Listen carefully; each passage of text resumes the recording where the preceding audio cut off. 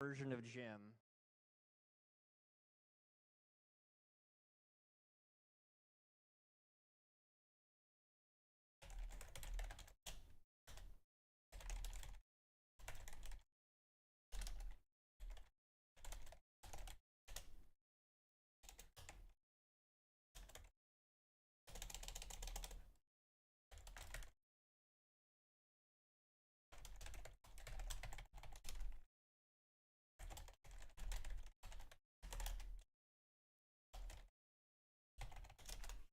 What's up? Holy fuck, I almost died. What's up, everybody? How are we doing? Guys, I'm gonna be honest. I'm excited. I'm nervous. I want Borderlands 4 Endgame to be good.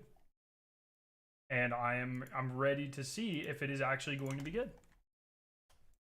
How are we doing here? I'll put these guys in the background. Yeah, exactly. But no, that is not. Are they too loud? That's Are they just good? something that we do for fun. And people always say like, "Oh, I like the." What game is this? Inc. It feels like a home game. It's like, well, that is our home game. That is when we play Dungeons and Dragons. That's when I play it.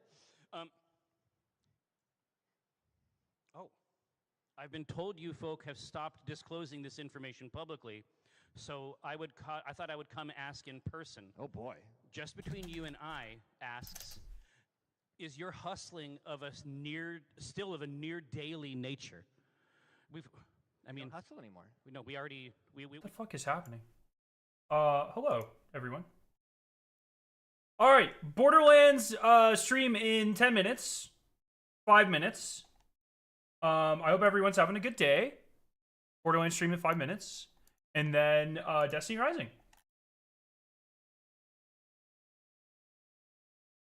So that is what we are going to do today. Cool.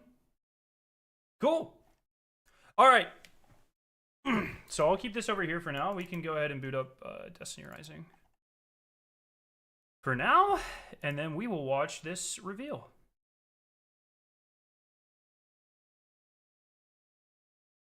I'll put this up here.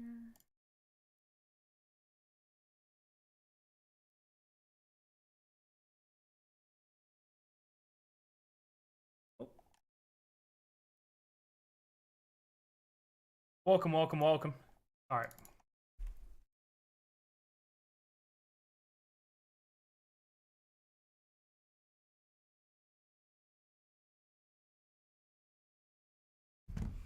Okay. Chica, what's up? Is it bad Borderlands 4 has completely killed hype for Ash and Iron? Borderlands 4 looks so insanely good from things we've seen. I can't wait for it. I think that's like pretty natural. I mean, you know, we've been going non-stop Destiny for so long. So long at this point. I don't know where to put this. And it just kind of makes sense. And now that I think about it, why am I the only one with an animal name? Borderlands has been taking a pretty long hiatus from like an actual game. So that's where I think, I'm kind of, I don't want to say, I'm still excited for Ash and Iron, but I mean, Borderlands 4 is a long-awaited installment in a dormant franchise, let's say. Not dormant franchise, I guess we got Wonderlands, but well, it's a little different. What am I supposed to do? Yo, Scott and Caden. Destiny population hit 11K last night. I think everyone's taking a vacation. Yo, Boog, what's up? Oh.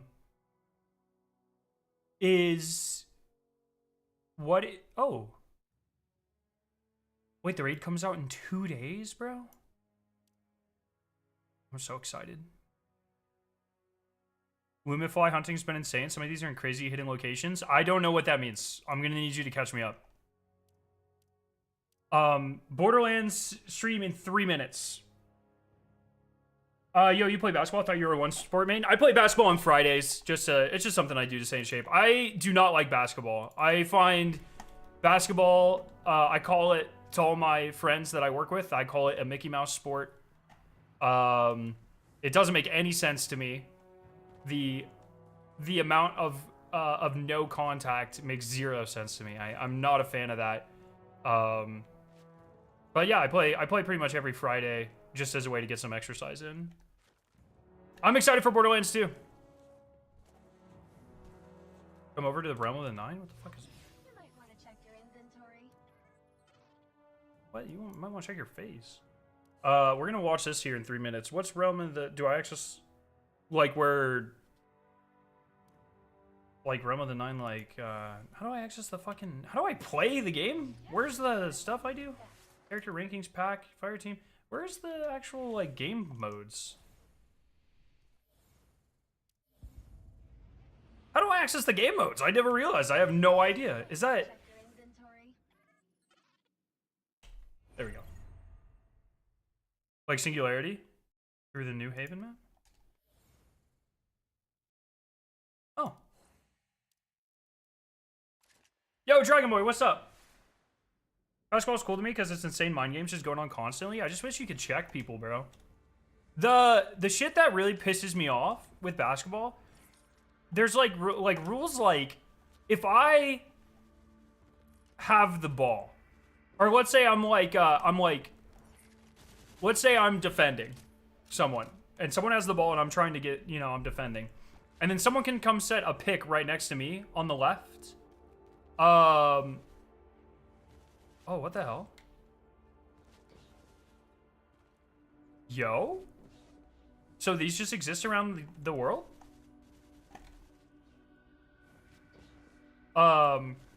Anyway, someone sets like a pick on me. I can't just run through them. That's stupid. They got in my fucking way. You know what I mean? I find that frustrating. In hockey, I would just go right through them. Oh, that thing? I have enough energy. Oh, this. What did you call these?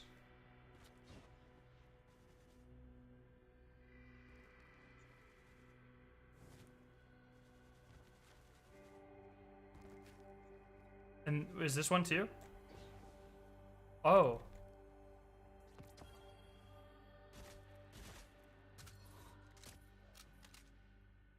Cool. Thank you. I wonder what the rates of traumatic brain injury are between the two. That is fair. That is a fair thing for you to say in rebuttal to that. Dragon Boy, how you doing?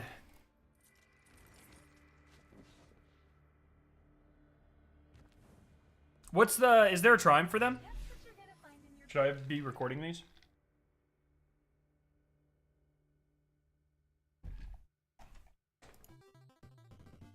So the Gearbox main show should start any minute now.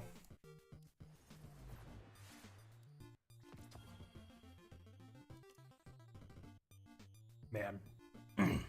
It'd be cool if these titles could be used over in regular Destiny. Wouldn't that be sick?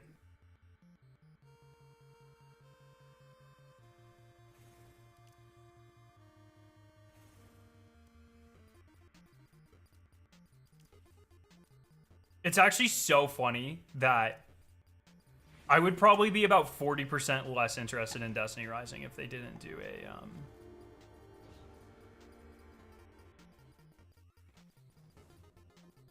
like a Triumph thing.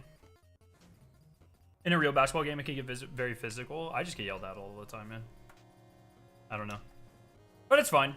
I also play hockey. I get that part of my... I get that urge satisfied, don't worry. Running into people. Now that I think about it, why am I the only one with an animal name? Bro, you gave yourself a name. You literally did.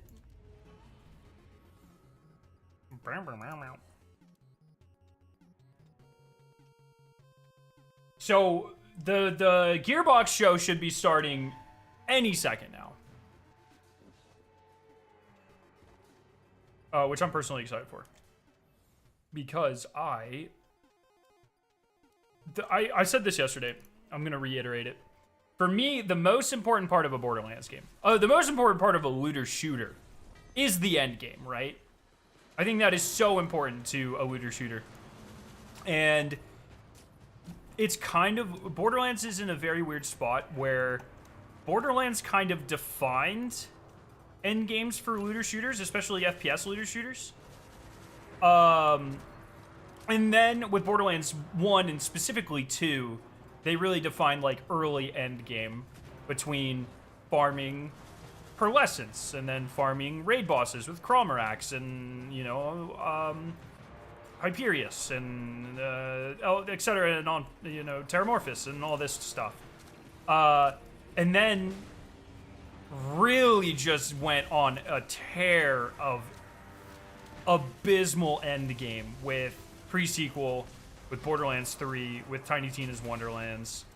At least at start. I heard Borderlands 3 got better. I didn't play after launch for Borderlands 3. I just played vanilla content. And so, for me, I'm hoping this is not necessarily a return to form. I hope it is them catching up and hopefully exceeding the rest of the looter shooter market, which is, it's Destiny. It's Destiny. So how, like, I hope they have close to something akin to raids. I would not be playing past the emblem if there weren't triumphs. Oh, I would not be playing past getting the emblem if there weren't triumphs. That's like, dude, they got us. I'm not a gotcha guy. Like, that doesn't, that sort of gameplay doesn't get me hooked, but fuck me, do I love myself a good triumph checklist, dude. Oh, Gearbox is starting.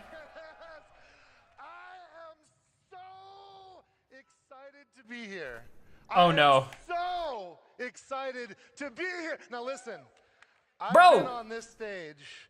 Stop. PAX West, PAX East. Show us, PAX. What are you doing? For a lot. I've done it many, many times. And every time I've come out here, I've said, I am so How's the volume? excited to be here. But Yeah, right the end game now, has not been good Borderlands 4, historically. you guys, I am so excited to be here. Are you guys excited? Yes. Yes.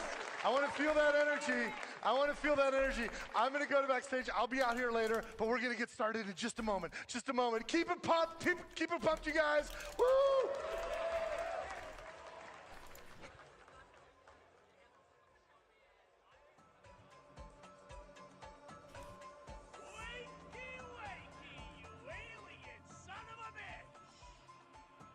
Bro. I don't want to see Randy. It's okay. Fair enough. Okay. Okay.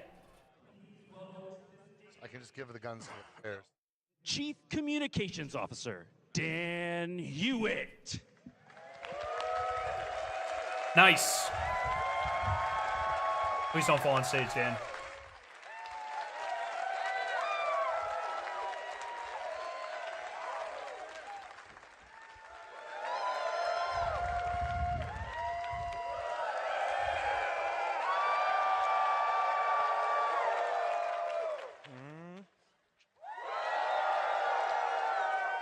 Amazing. Hello, my friends. What's going on, PAX West? I am so excited that you're here. Thank you for joining us. And whether you're joining us here in the hall or you're watching online, you're a part of our incredible community, and we're so appreciative of all the time that you took. Now, we have enforcers who are going down the aisles. We are handing out Ripper masks. Please, please, please. Oh, I want a Ripper make sure you get mask. one. We're going to be doing a family photo, and we want to make sure that everybody can be a part of that. So if you're getting a mask, just hold on to it for now. It'll be great. While we do that, who has never been to a Gearbox PAX West show before? All right, right here in the glasses. Stand up. Come down here. Oh no. Oh no. Let's see. Is this on? Can we turn this on? Let's turn 9 on. Yeah, come on down. Hey, what's your name? Hi, my name is Peter. Steven? very nice to meet you, Steven. This is your first Gearbox panel? Sorry, it's Peter, actually. Peter. Sorry. Steven, Peter, Steven. Peter, is this your first Gearbox panel? Yes, it is. And I'm so appreciative of that you're here. Now, just to give you an idea what you're in for, we're known for giving away a lot of loot during our panels. Is that right, y'all? Yeah, I we're would gonna never do a want to be little called bit that one of these choose your own things. adventure. You have two options. One, we can play a game, or two, I can just skip to the end and give you the loot. What do you want? I'm in the mood for an adventure. You want to play the game? I'd say so. Are you sure? I've been doing this since Borderlands 2, at least. What? Yep. So you absolutely want to play the game? Let's do it. I don't have a game. I'm just screwing with them. Oh, okay. How about we just give you the loot? How about That'd be great. That'd All be right. awesome. Can we get that? So thanks to our good friends. I don't think at this is Gearbox set up. Games, we are going to give you a free copy of Bunkers and Badasses. I forgot this exists. Thank you. And thank you, Nirvana Games, for your support. We It's like a greatly Dungeons and appreciate it. Dragons And I tell you what, thing, but for everybody who didn't Borderlands. get a Pretty copy, cool. what you Based can off do of the is in-game right one now, from, there's a QR code behind me. Tiny Teen, Scan or that, Dragon's and thanks Keep. for the generosity of Nirvana Games. You also are going to get a free copy of Bunkers and Badasses. If you're watching online, grab that QR code. You also can get a free copy of Bunkers and Badasses. A round of applause for Nirvana Games. Thanks, Wait, what? everybody. For free? So we have got a fantastic show lined up for Did you. you just today. say you We've get a got free so copy much of to talk Bunkers and about. Badasses? We're going to be hitting Risk of Rain, talking about the new DLC 3. Did I There we understand that go. correctly? I know that you all are excited about it, but also, is anybody excited about a game coming up? Is there anybody knows something good that's coming?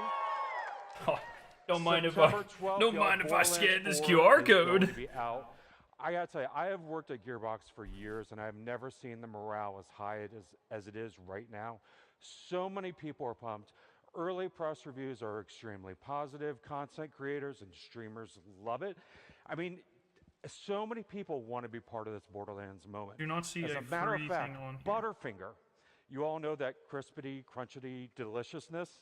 Butterfinger has partnered with Borderlands, and they came out with a new bar with marshmallow. Oh, Cash the fuck. check, y'all. I'm doing it. They came out with marshmallow, and it is a fantastic flavor. I've actually been eating these all morning. But we are going to put in a Butterfinger skin for the Echo 4 bot in Borderlands. I'm super jealous because I You love can see an Butterfingers, but example Victoria's of allergic here. to peanut butter. So I haven't had a Butterfinger in You like can see an example of the Echo like 10 skin here. years. I There love we go, the Butterfingers Echo though. 4 bot. That's going to be available, and if you want to get that, you can get it from a Butterfinger content creator. And so be sure to follow those folks, and they're going to be giving a shift code for that specific skin. Now, as excited as we are by the incredible response from press, from content creators and streamers, we're also heartened by the incredible outreach from cosplayers. You all know how important Marshmallow cosplay Butterfinger does sound is incredible. to I mean, it's this like a fluffernutter how sandwich, right? honored Those we were my are to favorite put growing so up. much time and effort and money into these incredible creations that take hours and hours and hours to build. Now we do have new. Where's Pikachu? What do you mean? Excuse me. We do have new cosplay guides available at Borderlands.com. So if you want to go get the cosplay guide for one of the new Vault Hunters or Moxie or any of the characters that we've got in Borderlands 4, please go ahead and download. I them. love that companies do this. We have Same so with much like going Destiny's on. really good about A doing lot of these. I games think in that's cool. development that I'm not even going to get into because I really love my job and I don't want to spoil those. But I do want to talk about one thing that I'm particularly excited about. This winter, we are going to be coming out with a brand new audio series. It's called Borderlands Dead Echoes. And what this is Bro, it follows is Butterfinger Watts. peanut butter filled? Now, No, it's like Watts peanut is a butter disenchanted brittle, dog like with echo thin operator. layers. It's so And he good. doesn't get paid much, and he's looking to develop a side gig. And so what he does This is the shit is that Destiny supplements should have been his pay doing by for sifting years. through undeliverable echo logs, and he's looking for secrets, and he's selling those secrets to the highest bidder. He ends up partnering with a character named Junie, who is a curious stranger with a secretive past. Yo, Amused, what's And up? And together, Poofy, what's up? Watts and Junie go on a Robin Hood type mission, but they end up attracting the attention of evil corporations, Doll's Lethal Accounting That toy Department is Pikachu you have, fantastic. man, It's show going it. to be available anywhere where you get podcasts. So this winter, be sure. What in the to fuck take are a you listen talking for that. about? All right, that was a lot. So why don't we get started talking about games? How's that sound? I want to bring to the stage one of my best friends at Gearbox, Noelle Pugh. Noelle, come on out. Yay! This Best friend. I think one of Hey, Bungie's everyone. biggest So I am extremely misses excited to is hear today never about Risk of expanding Rain. into alternative So Risk media. of Rain They we did a couple absolutely comics. love. It's super They, dear you to know, they've got the my lore heart because when I books. started They've at dabbled. Gearbox 7 But the years fact they ago, never the went into first like game that audio I series played or was animated the TV Risk shows or of whatever. Rain That's one series. reason I was so excited for the marathon short So because today that we was have fucking a couple of things we wanna talk incredible. about. It was that was like First the one best is, part of the since reveal, I've a also played marathon. Risk of Rain as much as we do. Nerdvana Games I made him look has for it. the Risk of Rain board game live now What the shit? on Kickstarter. So Yes, Bungie needs someone with better it product vision. The fact they do not have, so they it do is fully something and funded, then doing which is speaks to this. really Yeah. incredible. Excited It for the went stream. Hope you have a live good rest of and your day. 30 Hey, minutes appreciate later, it. It was done. So this is definitely Comics were less than stellar. Some of them were good. I'd say they were like 50-50. I really liked the Osiris ones were really good. Co-op miniature game where you are working with your friends to try and get But through it's the like different scenarios. fucking And it bro, is Risk of Rain board game? until September 9th. I don't really know what Risk of Rain is about, and I think that in So if you itself guys like really speaks to play the your fact that games like before you actually buy them, Destiny's a this fucking is massive a game. Is really Risk of great There's no way game Risk of Rain is about bigger than Destiny, simulator, right? Before you I'm just not familiar with learn this about it franchise. before But September 9th. why is there not a fucking Destiny board game, Now, bro? for the Why are board there game, not Destiny trading cards? Why are there not like what are we doing? Which is the third DLC. You've missed it. You know what I mean? We're a decade in. We've missed the opportunity for all this shit. New enemies, new bosses. We're new just not items, close. And of course, new survivors. So I'm not going to be sharing the new. An survivors animated show for today, Destiny would go so hard. but Literally you'll be able to anything, watch man. and learn about the new survivor. It's just on too our late. Survivor I don't think they can on the Gearbox capture official that sort of channel. thing anymore. I think it's too late. And whenever we do our Best we can do is a Survivor cookbook. series, Hey, we that expect cookbook to be was able to fucking see a good lot though. more Best we can do is a information mobile about the game. brand new DLC for Risk of Rain You 2. can't even give Bungie credit for that because they got paid for someone else to Other make thing it. that I want to share with you guys today is kind of a surprise. So, there is a new update for Risk of Rain Returns that is live today. It will be going live now. They're really good at that. For those that like to play Risk of Rain on the go, this is going to help it so that more of us can play Yeah, Risk of like Rain yeah, on Destiny the go. books like fucking Halo had what expanded is coming. literature. Here we Where's go. my expanded books for Destiny? Just something, man. Damn. Such a missed opportunity. Not something I thought I'd rant about today, but Gearbox made a fucking Borderlands movie, bro. It had Kate Blanchett and Kevin Hart and Jack Black in it. It was bad, but they still made it.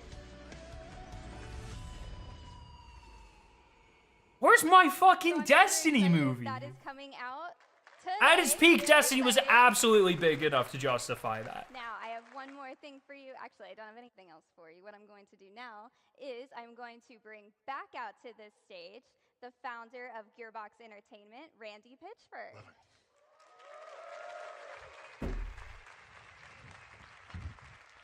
All right, Hey guys! Hey, did you we're gonna guys, do a poll. Did you guys get masks? You guys got masks? Oh, is it Can poll? you put them on? Put them on. We're gonna get a selfie together. Okay. Noel, can How you do I help do me? this? How do I create a poll? Yeah, get. Oh heck! Oh my God! Yeah, there it that is. was so good.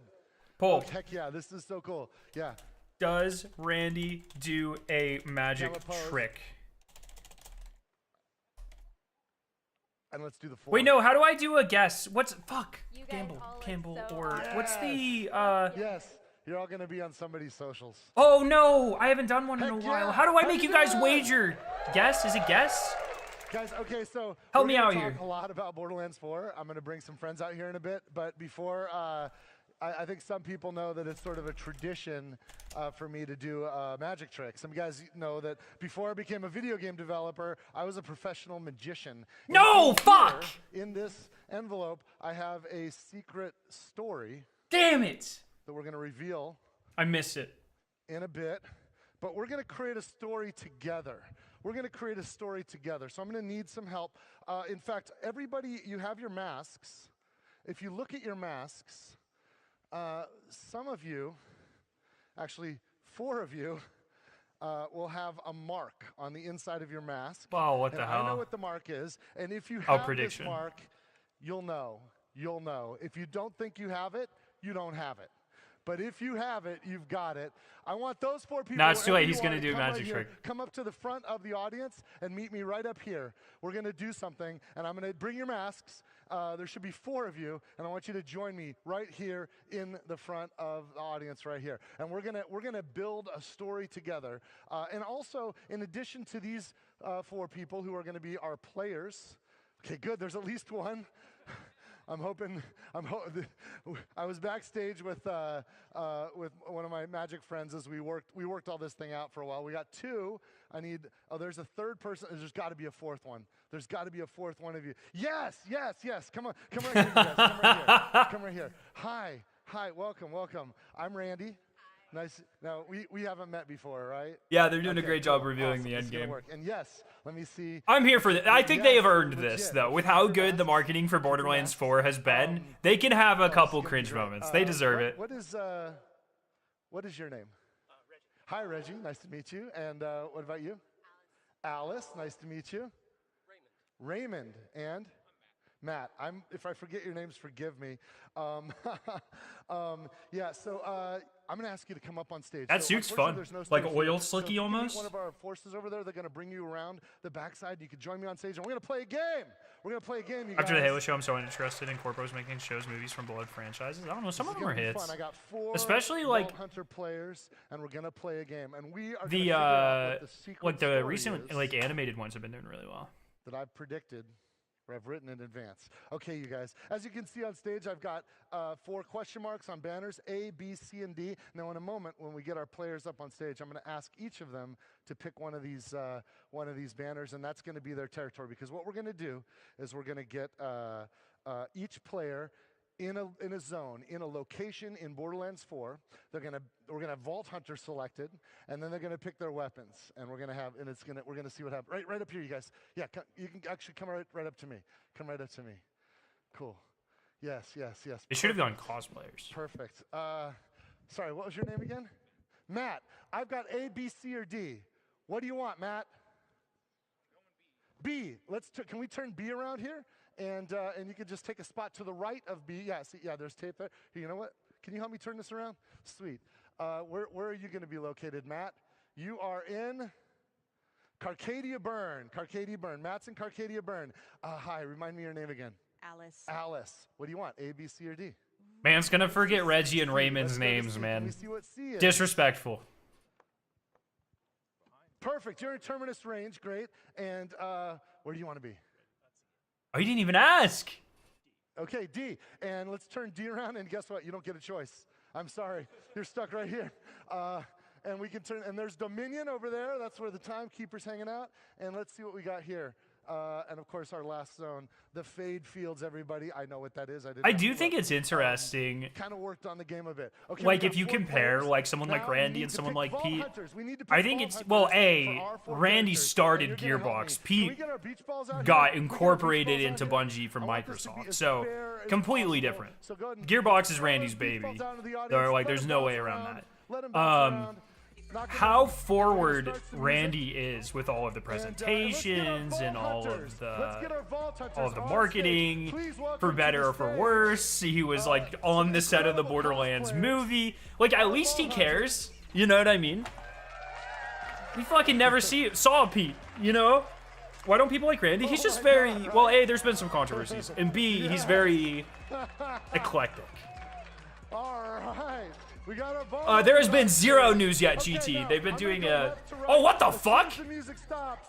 Somebody grab a ball, grab a beach ball. If you got it, hold on to it. Grab a ball, stop it, grab a ball. You're our volunteers. Stand up if you've got a ball. Stand up if you can stay where you are. You don't have to come up here. We're gonna do it from where you are. Stand up, we're gonna start on the left. So you in the back there, you in the back. Bro, that cosplay is fucking incredible. What the Player shit? 1, player 2, player 3, player 4. We're gonna start with. Is player anyone 1. seeing You this? in the back. Which Vault Hunter is going to be player 1? Can you yell out one of these Vault Hunters? Their names are on the, they should be on the side. They're somewhere. We got the name. Yes. You've already spent $600 on Destiny Rising on what? In the back. Amon, can you join our player here in the fade fields? You had to pick the farthest. How fucking tall is this person? That's incredible. We're gonna go with player 2. Are they on stilts? Alice, right? Sorry. Oh, what? Matt. Player 2 is Matt, and which Vault Hunter's for Matt? Which one? Vex. You're going to player 2 in the Carcadia Burn. Okay, and you out loud in your loud voice. We've got Harlow or Rafa for player number 3. That's Alice. Which one? Rafa, you're going to go to player number 3 with Alice. What players? Hold on a second. What guys are you, or which of all hunters are you guys going to So I'm play? going to give you an option. You could send Harlow to the Dominion, or I think you could trade Harlow. they all 4 look so good in the previews, man. My heart wants to go Vex. I think Rafa might be the fast one. Vex, you're gonna go And I'm a fast. I like fast characters. Okay.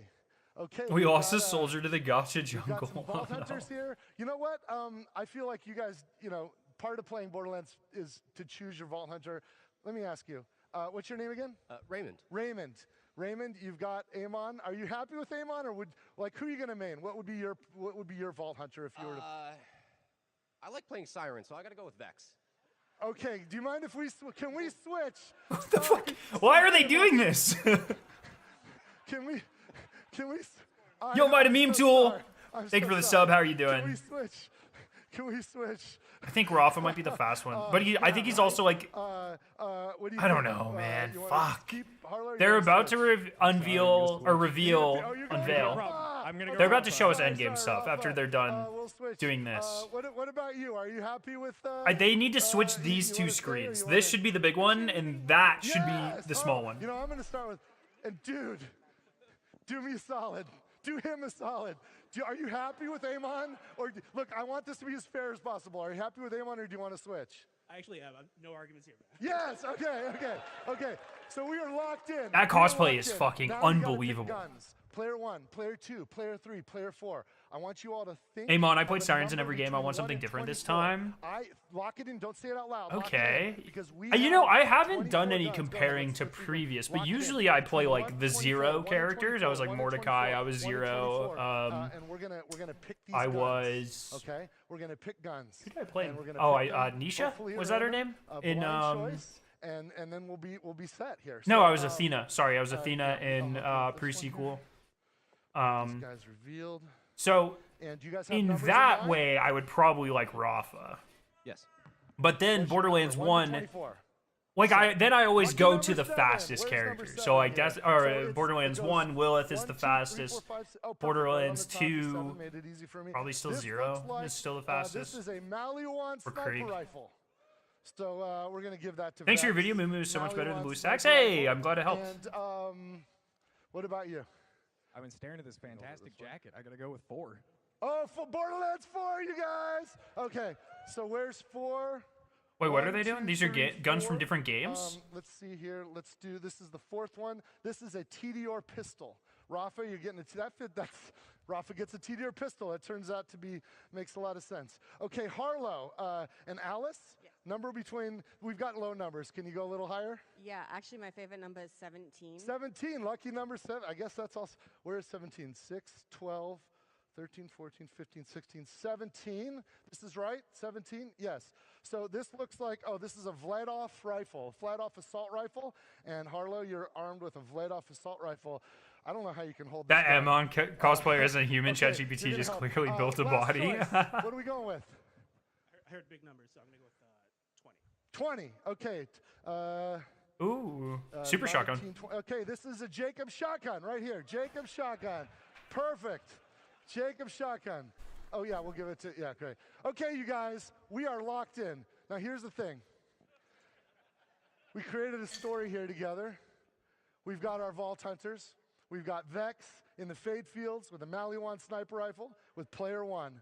We've got Rafa with a TDR pistol and the Carcadia Burn with player 2. Player 3 has Harlow with a... What the it looks like shit that's is the, happening? That's the Vladoff assault rifle. Can you turn it the other way for me? Yeah. And then that's Terminus range. And we got Amon with a Jacob shotgun with player 4 in the Dominion. Oh, he probably can't close his hands. This is as fair as can be.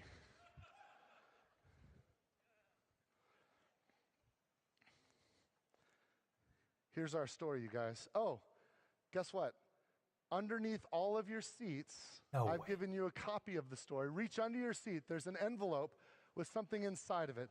Take that out right now and prepare to have your minds freaking blown. Can you zoom in on this, what I've got here? Borderlands 4 PAX West story. So you want to hear a story, huh? Have I got a story for you? Okay. Live on stage at PAX West in 2025, just 2 weeks away from the launch of Borderlands Okay, 4. I know this now must 4 all be players planned. chosen at random from the audience got the help of other randomly chosen audience members to pick their Vault Hunters, their favorite gun, and to decide where to set off to one of the zones on the planet Kairos. Player 1 played Vex, equipped with a Maliwan sniper rifle, and explored the Fade Okay, fields. like this is actually, that's pretty fun. Okay, I'm not gonna lie. I usually am not a fan of Randy's magic tricks, but this one was kind of like, Used a Vladoff rifle and tiptoed through well played. range, and player Well 4 played. was Amon, who took a Jacob shotgun and rampaged around Dominion. Crazy, crazy. The heroes paused and looked out into the audience, and everyone noticed player 1 was the only player who wore glasses. Player 2 is the only one with a hat on. It's backwards show. You got a hat on. Yes! So clearly they were Player 3 is chosen the ahead only of one. time, but shit, dude. And what was your That's name? pretty good. Player 4 is named Reggie, you guys. Player 4 is freaking named Reggie. That's a miracle. That is a miracle. Oh, wait, there's some more instructions here. Hold on, I got to prepare for this. I forgot this phase. This is the most important phase. Player 1, can you take one of these ammo boxes? Can you take one of these ammo boxes? Player 3, can you take one of these ammo boxes? Player 4, can you take one of these ammo boxes? Let me read this last bit here. I don't know if you guys can read this with me. Can we zoom in on this? Every decision was made exactly as planned. The game was a success. And so at the end of the game, all of the players opened up their ammo crates to find them full of grenades, which they promptly threw with great force towards your narrator, Randy Pitchford. Go ahead. Ah! Ah! Ah! Oh! Ah! Okay. Ah! Okay, that's enough. Ceasefire. All right, you guys, we did it. We did it, everybody. We have the Borderlands story. So I am so grateful. Look at these incredible cosplayers, you guys. Aren't they amazing? Bruh. And thank you so much. All right, let's talk. Volunteers. Let's Thank talk you, player Endgame. 1 through 4. Take your grenades, take your ammo crates, and thank you. Yeah, if we can, I guess cosplayers can go this way, and our players can go that way. I want what he's Yeah, having. I thanks. wish to be filled with Thank you glee. guys so much for your help. Cheers, everybody. Wow. So thanks. That was. I wasn't sure that was gonna work. I was backstage with the magician friend that helped me with that. Is a gentleman I've known for about 30 years. His name is John Lubbock. His stage name is Handsome Jack. And yes, he's had that name since before Borderlands. And I've known him for 30 years. And we gave this about, I think this has about an 80% chance of working. He gave it an 81% chance. And we did it, you guys, we did it. Thanks. But you know what? That was. You have to that was- respect the that was a neat showmanship little, on that one. It's a trick. They're not. No, I'm not a witch. Nobody's a witch. It's a trick, you guys. It's a trick. But I do have a gift for everybody, including our players. Check this shift code right now. Everybody get a screen grab of this shift code. If you're at home, make sure you got it. This is a killer. This is a killer. This one is 50 golden keys, but 20 diamond keys for Borderlands 3. Oh, 20 Borderlands 3. diamond keys for Borderlands 3 and 50 golden keys for all of the games in the Borderlands family that have golden keys. So get that. I didn't give one away on social yesterday. That's for you for today. That's for everybody who can see this, everybody watching at home, and of course everybody in the room. So grab that shift code and get those diamond keys. That's at least 20 killer legendaries out of that. So yes. Now let's get to the meat. Let's talk about Borderlands 4. I want to introduce a couple of people to join me to help. You guys, we're very fortunate. We have several people here that work on Borderlands 4, including one of my favorite designers from Gearbox. Please first welcome Grant Cowell. He's our Associate Creative Director. I think if you redeem Grant, them, they're can you good come out forever, here? Scott. But if it's Borderlands 3, they don't go cross games. This is Grant. Grab a stool, Grant. Can you grab me one too? And then we got some help. We need a moderator. And we have the best moderator in the world that happens to work at Gearbox. Because before joining Gearbox several years ago, this gentleman you're about to meet was at Game Informer magazine. He left Game Informer magazine. He'd been there for almost 30 years.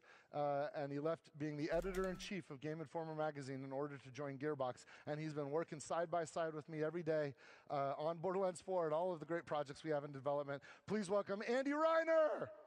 Andrew Reiner. Right on. Can you grab us? I'll get a seat. Awesome. Hey, Let's everyone. take this one.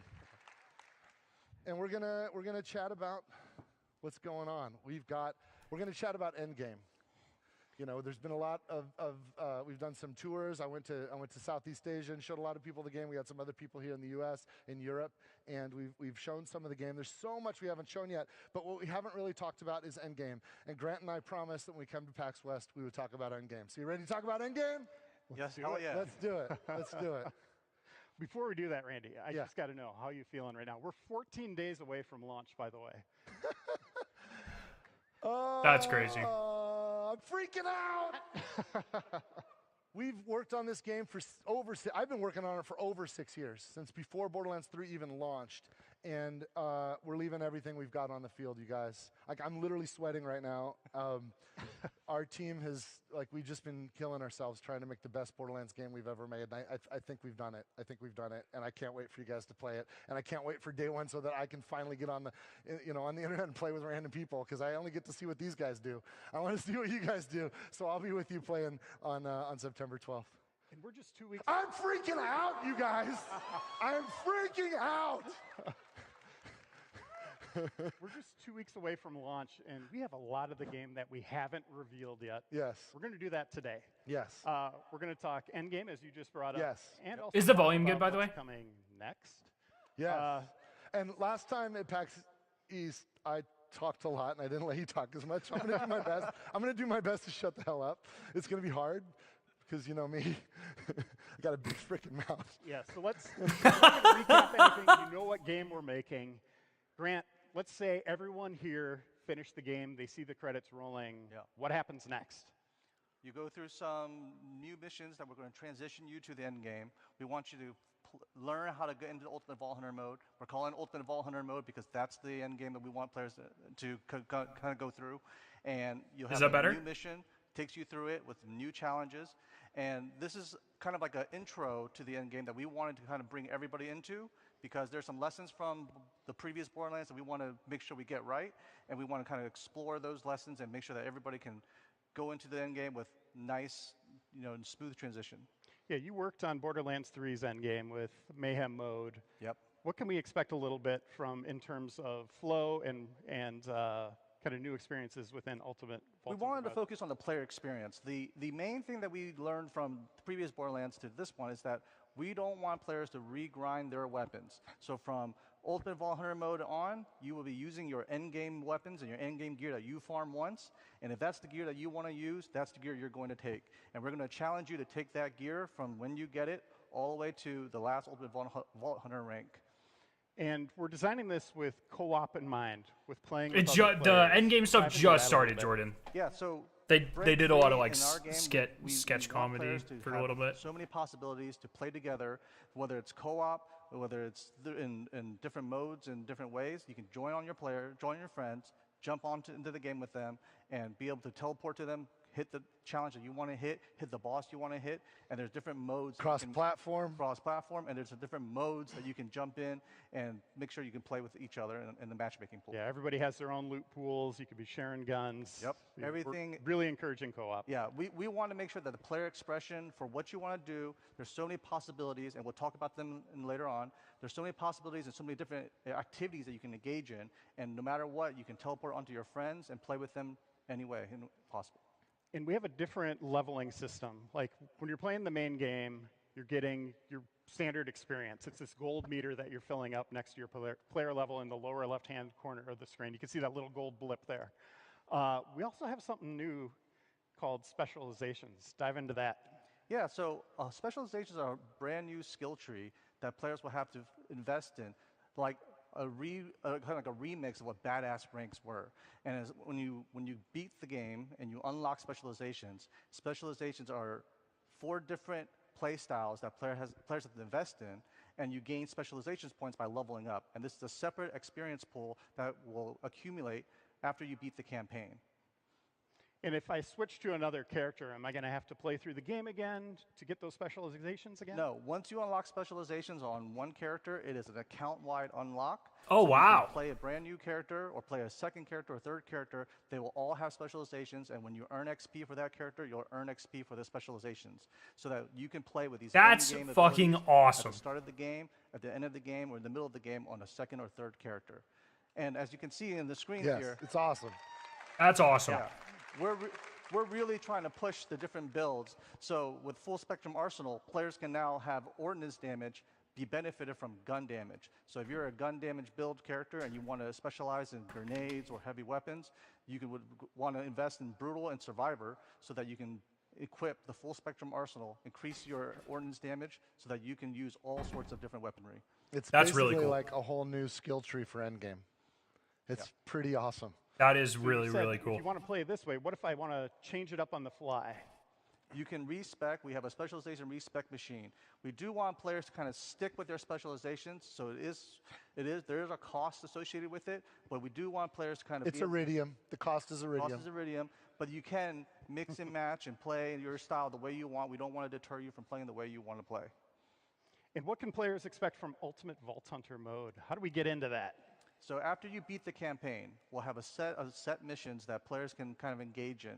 And then when they go through those missions, they'll be faced with different boss challenges. So they're just skipping True Vault Hunter mode this time? The testing of your build. We want players to be able to maximize on their damage and our survivability to take on some of the harder encounters that we've kind of designed for this next step of ranking. Yeah, it sounds up like your 2 levels, not You clocking 3. this right? So you finish this campaign, you've got a level 50 or something, wherever you're at. Your end credits scroll. Oh, and then you get a new mission. And there's tutorials because there's the whole robust endgame system that we want to make sure you understand and can enjoy. Cool. And we'll train you as we go. And it's not just at the first rank, too. We kind of push you to the second rank and third rank, and there's new challenges in every single rank and new replay missions for you to kind of replay through. I was not a fan of having you do the campaign 3 times for Endgame. Yeah, same. 2 is much more reasonable. Health and damage, and use your build to try to escalate the Ultimate Vault Hunter ranks. What are some of these challenges you're talking about? Like, what are players doing here? If you even have to replay it a second time. Fight certain bosses that we've curated for this experience. Some will be straight up DPS challenges, and some will test you with multiple mobs, multiple ads, and will hit you from every direction. And am I going to have to refarm gear? Absolutely, absolutely not. That's one of the things that we wanted to make sure we took care of, which is we want to respect. Yeah, cross players' progression just time, means and we want cross to make save. sure that whenever they want to play something that they want to play, they have the gear they want to do it, and they will challenge you. But you will stick with the gear you want, and you will play with that gear that you play with. You won't have to refarm it at every single Ultimate Vault Hunter mode. Yeah, you don't have to refarm, but of course, if you're like me, you want that perfect drop, and you're going to go hunt for it, and you can absolutely farm as much as you want and get that. You'll find better and better drops. There are, after all, 30 billion guns. Yeah, Perseus. That's the vibe I'm getting to. I like that. That's a good change. And I should point out, if you're not level 50 when you get there, you're still. Let's say you're level 38 or Most something. people will be in their 30s when they start, when they end the campaign. Some of you guys will grind it out and get max level. Some people will be like hardcore and somehow be in the low 30s. But yeah. Even when you're in the end game, you're leveling up still, and you're also leveling the specialization at the same time. Yes, that's right. That's right. Yeah, that's right. And when you do finish the campaign, we'll let you start a new character at level 30. So you don't have to, if you want to just try some of the other player characters, yes. So you can start there, and yes. Dude. We got you. We got you. Yeah, this is the ultimate break-free kind of direction and mantra that we've practiced. We want players to play the way they want to play, express themselves. So when you beat the campaign and you want to try out a new character in Endgame, hop in with a buddy, you can do so, and you can make a brand new level 30 character. You'll have to re-explore the map. You can play it in sort of like a free roam mode, and you'll have to discover all the points of interest again, but you'll be able to kind of take on the whole game at a new difficulty on a new character. No breaks, no obstacles, no nothing. And what else can we do in Ultimate Vault Hunter mode? There's other things going on there.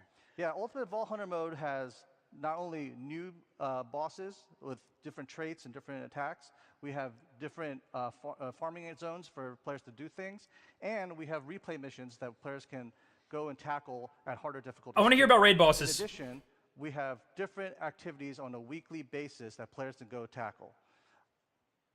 Yeah, that like the wild card, the weekly wild card. Yep, let's go into that. Weekly wild card mission is one of the coolest things I like, because when you complete a weekly wild card mission, you are guaranteed legendary gear. So they're taking like a live game approach to this. I love that. I love knowing what I'm going for it, and then getting it because I earned it. What else? But that's not it. It's just one of my favorites. Grant, sorry, go ahead.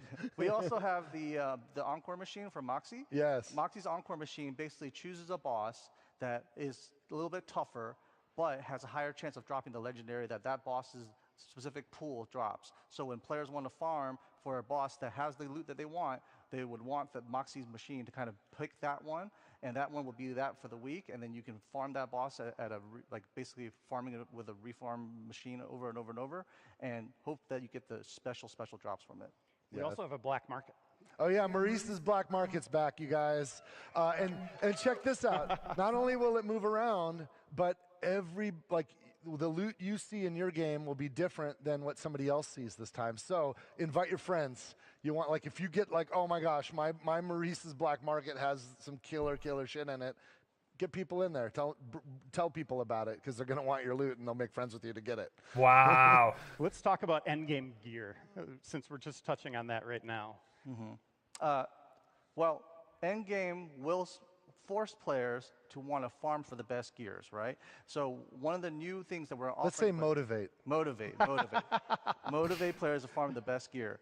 One of the ways that they're going to attain that is through the firmware system. The firmware system is a set bonus that players will utilize to kind of mix and match. Yeah, this is all sounding very their good. offense or defense or utility capabilities across their character. Borderlands needs to put pressure on Destiny. That's the best thing for all of us. But firmware isn't locked to a piece of gear. You can transfer it, which we'll detail in a second. But firmware, you can mix and match from 5 different slots on your gear. And there's bonuses from having 1 piece, 2 pieces, or 3 pieces. So if you wanted to, you could have 5 single set bonuses from 5 different slots on your character, or you can mix and match 3, 1, 1, 2, 2, 1. There's many bonuses that you can mix and match to kind of promote the build that you want to play in. So in these examples you see here, we have a gun build that favors zoom speed, accuracy, and fire rate, so that players can maximize their gun builds that they want. And then here's Deadeye. Oh yeah. Yeah, so this is a 3-1-1 By the way, go back to that screen. Can you go back one? Who didn't open their bonuses here, the rewards? Oh no. 26 loot chests. That's where you get all sorts of gear, like cosmetics for Echo 4, for your bike, all that stuff. Yeah, most of the mission rewards and rewards that we deliver to you are sent directly to the player so that you can open them right there and there. I don't see how it's going to put that much pressure on Destiny if they're not going full live service. Well, Destiny's kind of moving away from live service, right? There are surprises. But we do have some Destiny's new model is much closer to a Borderlands model. We need some new people. Yes. Let's talk about, because look. The Endgame's just part of the stock game. We just right? have like and smaller weekly events. We love throwing but in stuff terms in of there. big content drops, we're not stopping. But you also now that they're moving know away from that, seasons, like some of you guys and they're doing 2 expansions a year, much closer to a Borderlands model. With them future DLC Yo, Rob, and future thank you so much for the sub. That's premium content.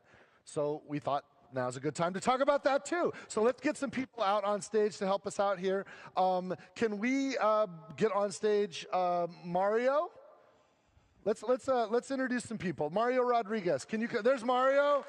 Mario's a senior project producer. Please talk about raid bosses. Mario's going to help us with, he's helping with all of the post-launch, the premium post-launch content. So he's producing that stuff up. And also we've got Sam Winkler. Sam, come to the stage. He's on the writing team, our narrative director. Sam's in the house, yo. Sam, join us. And also, I want to bring to the stage Max Davenport. Max Davenport is on the art team. Max is awesome. Why is the card game actually kind of fun? It is really good, isn't it? Have a seat, you guys. What's up, smart guy? And and with them on stage, let's talk about more post-launch stuff. Let's overwhelm people with a giant slide here. Yeah. Randy, what are we looking Invincible at? Boss 1. There's a lot of stuff up here, right? Why are they doing that? That makes me worried. The fact that they're calling it 1, because that makes me think there's not a raid boss at launch. It still comes this year, though. Weather variant, because there's dynamic weather on Kairos. It's crazy. You guys haven't seen anything like this in a Borderlands game Around before. September 12th, launch is September 12th, and then sometime in Q4, we are getting the first boss. Premium content is Bounty Pack 1. Okay. There's a new mission, a new boss, lots and lots of rewards tied to that one, and it's really, really fun. I mean, they're just going... really gnarly, frankly. We're going to drop an Invincible, and then Bounty Pack 2 before the first story pack. The first story pack is a big campaign DLC. It's awesome. It's crazy. We're going to talk about it a bit. They're dropping a big campaign in fucking I'll sit down. I'm sorry, 3 months after the game comes out. Mario, let's unpack that first one, the seasonal event. Oh, it comes out in September. So I guess it's up to 6 months. That kind of mini events are back. The first one coming in October. We're calling it Horrors of Kairos. And because it comes out so soon after launch, we didn't want to make sweeping changes just yet. So you should expect some tweaked gameplay with some spooky vibes, new legendaries. Cosmetics, but only for a limited time, so make sure you don't miss them. And then invincible bosses. You can actually kill these. They're not invincible, but we call them invincible bosses because they're tough. Invincible bosses, and as you can see up there, there's 3 S's. So yes, multiple invincible bosses are planned for release. They'll take place in new arenas all around Kairos. They're a free download for all players, so you all get to play them. They'll use a lot of the traversal mechanics that we already introduced in Borderlands 4, so new ways to play. And yeah, they live up to the Invincible name, so they're going to be tough. So I can't wait to see you all's builds out there. And Sam, the story doesn't end with the campaign. You have big plans for what comes next. Let's talk about some of these first little bits of story that people will be able to play.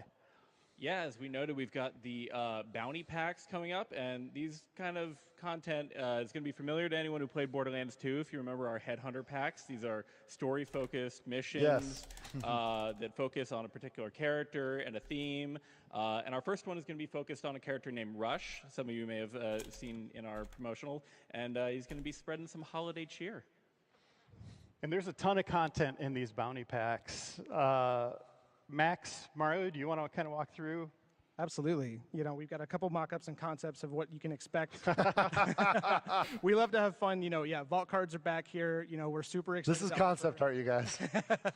Super excited to offer, some additional cosmetics for people. We've got, I think each one has 24 cosmetics. We've got skins for characters. We've got paint jobs for gear. We've got the Santa Claus Amon goes super fucking hard, dude. Each one what? comes with a brand new vehicle. Yeah, new vehicle skin, you guys. Yeah. They were loved by fans in Borderlands 3, so we were so excited to bring them back. And again, they'll have daily and weekly missions, so you can unlock all those awesome cosmetics. As you can see up there, we're killing it with those cosmetics. I think they're pretty cool. And we also have 2 giant story DLCs on the way that are kind of mini games in their own right, like fully featured. Sam, Max, walk us through them. I'm going to throw to Max. All right. Well, who here loves Borderlands DLC? That one guy, yeah. No, it really is. We're super excited to bring back, the tradition of providing, these really awesome, chock-full experiences for people to dig into. It's a chance for us to experiment. It's a chance for us to explore all the cool new features from Borderlands 4 and, keep things fresh, for the longevity of the game. So, on that, there's a ton of new features. I know, Randy, there's some cool new stuff in the game. Yeah, cool. So our one of our creative directors, Josh Jeffcoat, who I've been working on Borderlands with for 20 years, he pitched me on the story for this. That is pretty awesome, and it's pretty cool. You might you might get to kill somebody you've really wanted to kill for a long time. I'm just going to leave it at that. Oh, my God. What you want? What? I don't know. We'll see what happens. You get to kill Crazy Earl, bro? Yeah, our first DLC is going to be reminiscent of Guns, Love, and Tentacles from Borderlands 3. We are leaning forward, some fans. We are leaning forward into cosmic horror. It's going to be bloodier, darker, and I mean, we might hear from like a familiar character or two. Familiar and favorite, if I do say so myself. Oh. And I should, considering I am the titular character in this here DLC, otherwise known as Mad Ellie and the Vault of the Damned. Dude. Now, I'd like to continue interrupting this here sausage fest and introduce to you my fourth favorite writer and also voice of me. Everybody give a big howdy to Jamie Markey.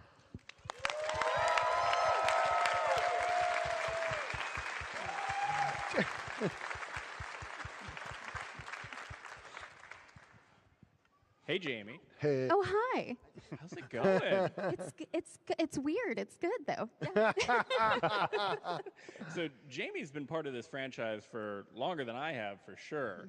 But recently, well, actually a couple years now, we brought you on as a writer. How did that happen? Well, perseverance is important, and I think also it's lovely when a company can look at you and be like, "There's something wrong with her." It's just validating, you know. It's nice to be appreciated. I like if this all pans out, man. I don't know. It's weird because Borderlands is a much smaller game than Destiny. We went through this, which I think allows them to do like crazier okay, stuff that's what Jamie's been up faster. to. Yes. What's Ellie been up to? Ellie has found herself a little uneasy.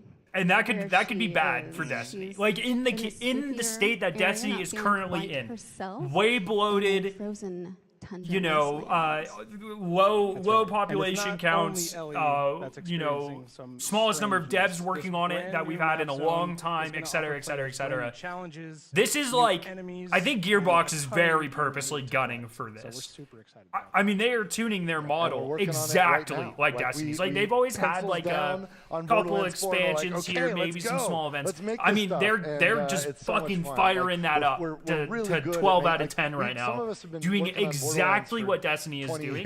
The one thing Destiny had, well, two things. Destiny has Crucible, which is dying. It's been dead for a long time, and raids. That's one of the reasons why campaign And DLC for if Borderlands they tends to be can, really, if they can really capture great, that 'cause raid we are audience, cooking at all cylinders. And in addition to the campaign DLC, at the same time, we're launching a new playable Vault Hunter.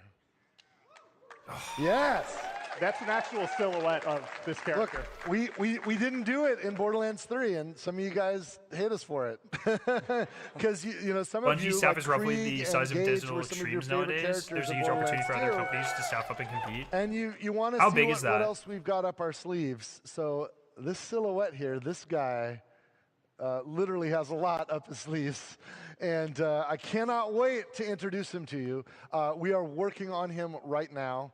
I think we just settled on 700-800, yeah, that's what I thought. But it's hard, right? Because last counts that we got, it was 600, it's 550, 600-ish people working on, really on Destiny, and I think you will 200 to 300 working on Marathon. Well, that's it. Who for knows how Q&A. that Randy, shifted since the anything else delay?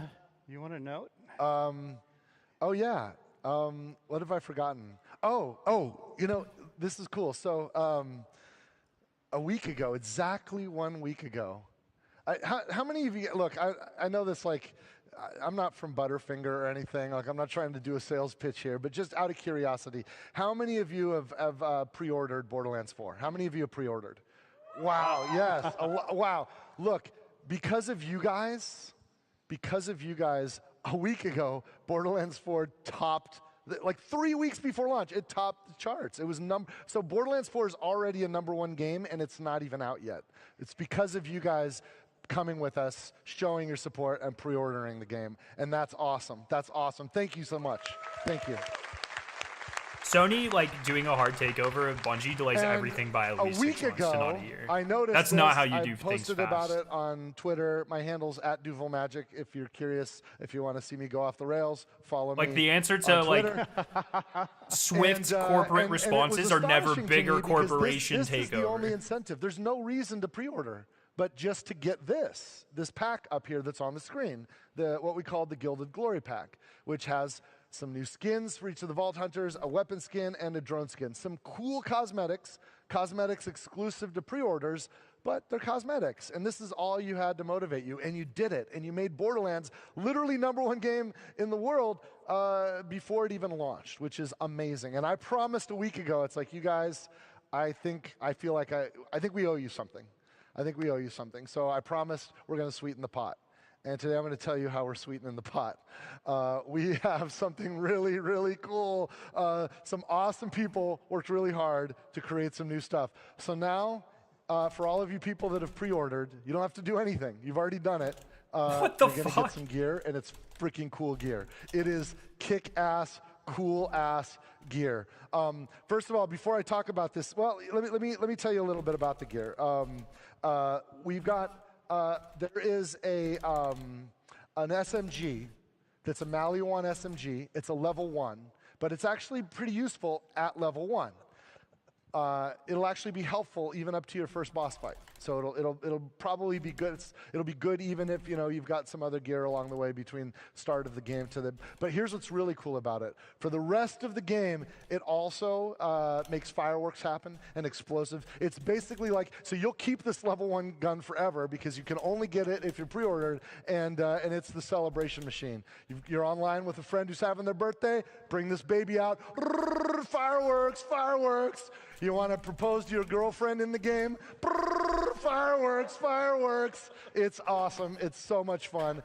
You'll have a blast. Now, earlier we were talking about, hey, when you complete the game, you can create new level 30 characters. Have you ever heard of a company going back and adding more pre-order bonuses? 30 ordnance. We've got a level 30 grenade and a level 30 rocket launcher, and these are kick-ass. I don't want to forget the details. So yes, the Sidewinder rocket launcher. It has pretty fast regen time, ammo regeneration, and relatively fast fire rate. It is a pretty straightforward old school rocket launcher, but it's badass and will be immediately there for you when you start that next character at level 30. And the transmitter, which is the Ripper grenade, it's insane. It spawns extra grenades, shredding through everything. It is a very, very powerful grenade for level 30. Highly recommend it.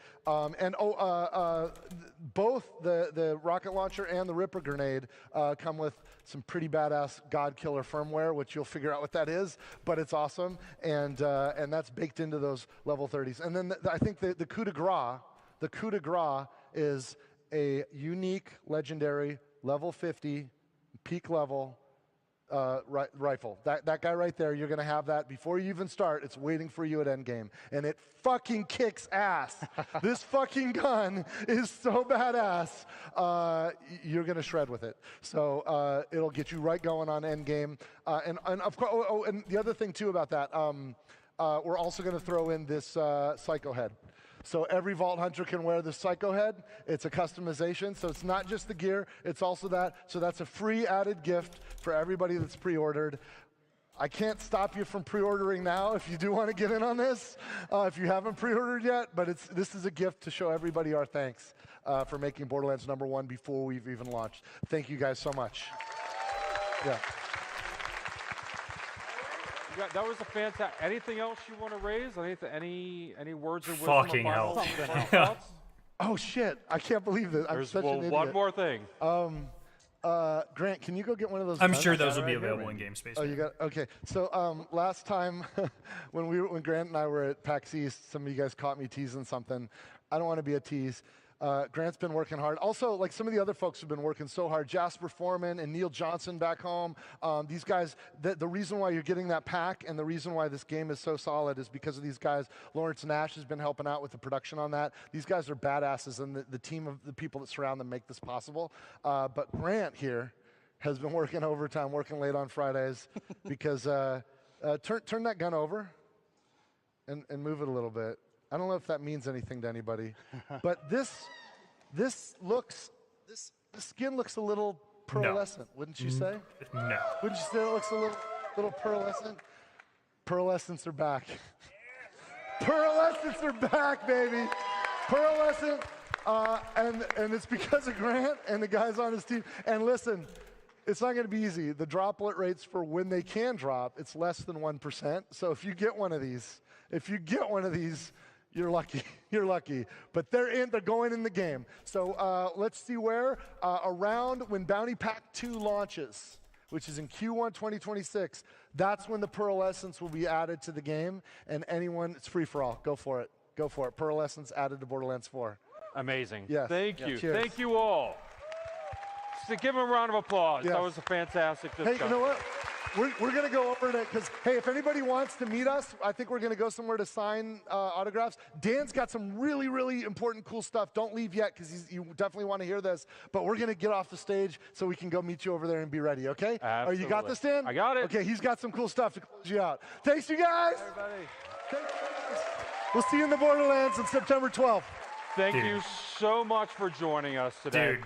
Couple things that I want to give you a heads up on. First, if you are here at PAX, be sure to stop by booth 403. You can play all 4 Vault Hunters this weekend. Dude. You could also participate in the Rage Room. I did it. It's amazing. You can break all kinds of things up, really work out some issues, which I kind of loved. Also, if you are in Dallas, if you are coming to Dallas, if you've ever wanted to go to a launch party, come to our launch party on September 12th. You are cordially invited to join us at Gillies and just have a great time with the team.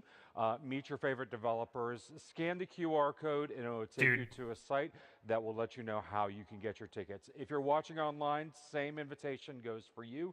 You are more than welcome to come party with us. Finally, we're going to still be hitting the road. Coming up, we're going to be going to Tokyo. We're going to be hitting Tokyo Game Show. And then later in the year, we're going to be hitting PAX Australia. So if you're planning on going to Japan or Australia, come see us and say hi. And with that, grab a poster on your way out and head over to the autograph signing. Thanks, y'all.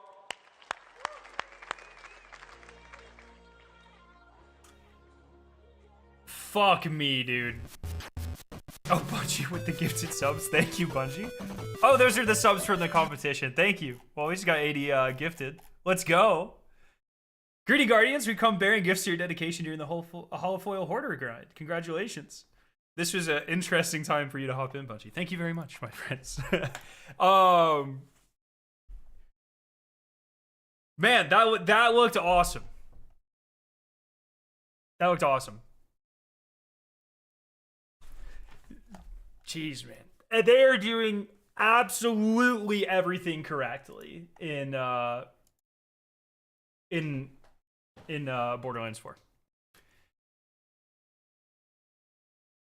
80 is wild. Yeah, I think I won every competition that you could. Yeah, I think there are 4 competitions and it was 50 and 310s. And I think I placed in all of them. Bam. Thank you very much, Bungie peeps. Appreciate you, my friends.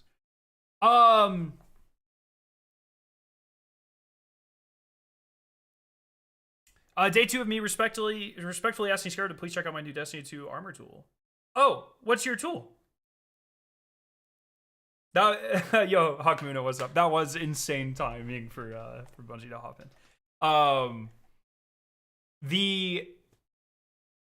Winnower. I looked at Winnower.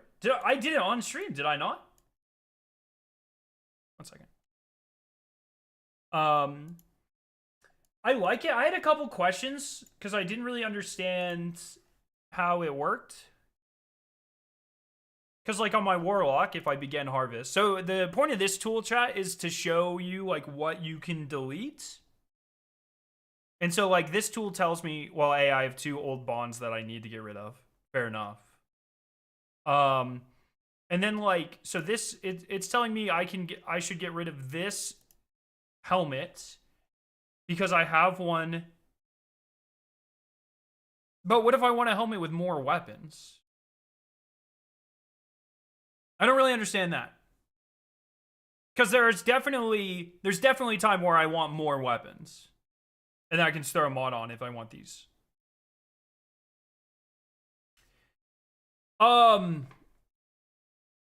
Wow. What threats are out there today? I think Borderlands... I think it is incredibly clear that Borderlands is... they know the status of the market. They know with Destiny declining for now, or you know, being where they are, they know, it's pretty clear, they know this is an opportunity, unlike one they've had since the release of Borderlands 1 or 2. You know, there's not like a major looter shooter FPS MMO thing that's absolutely fucking dominating right now. And also Borderlands has the added benefit of there hasn't been a Borderlands game in like a very highly successful, very popular Borderlands game in a long time. And so, you know, I've said a lot, like, the unfortunate truth, I think the best thing for Destiny at some point is a break. I think, like, obviously not talking about the business model or anything, but in terms of public perception, I think one of the best things that Destiny might need to do is take a 3-year break while they develop Destiny 3. And I don't think that's in the cards. Like, I don't think that's a reasonable thing to expect to happen. But man, Borderlands perfect storm of their last couple of games have been popular, but like not super popular. People aren't burnt out on them. They've had plenty of room for improvement within their own models.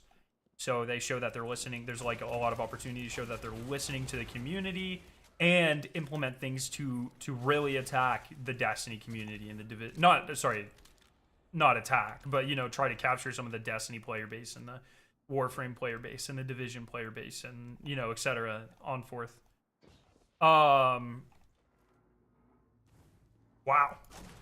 I think for me, the one question I'm still left with, they talked about multiple raid bosses. That's cool.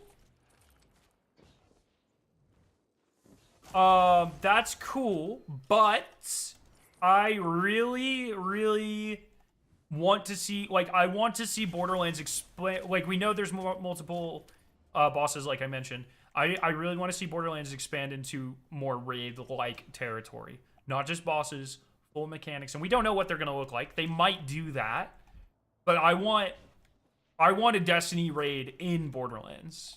I think if they can capture that, I think that's like a dagger.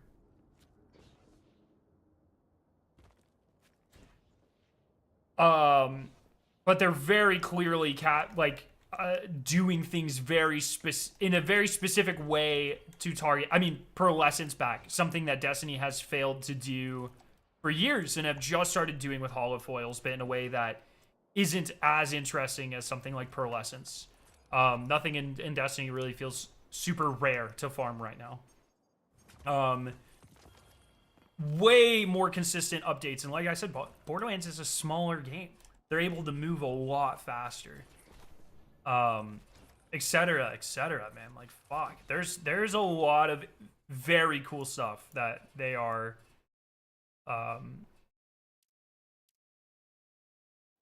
that they're going to be able to do. Personally, I don't really care for Borderlands, but if they had Destiny-like raids, I would 100% buy it.